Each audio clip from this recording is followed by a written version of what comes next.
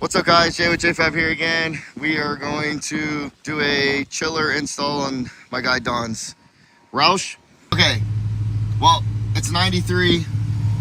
I think that's just gonna chill right there, even just jump to 58 to 56. The outside air intake temp is 133, which is under the hood. We know these things are notorious for heat. So we'll do the chiller install tomorrow and we'll get another video and see where those temps are. I bet this temperature, I bet it's like 35 degrees already.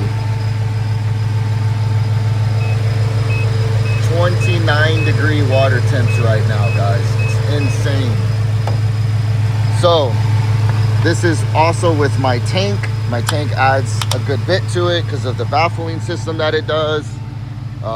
Man, this setup just works.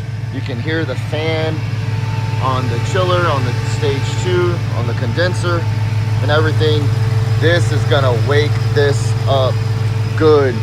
And I know guys are always having problems with these Roush blowers making heat.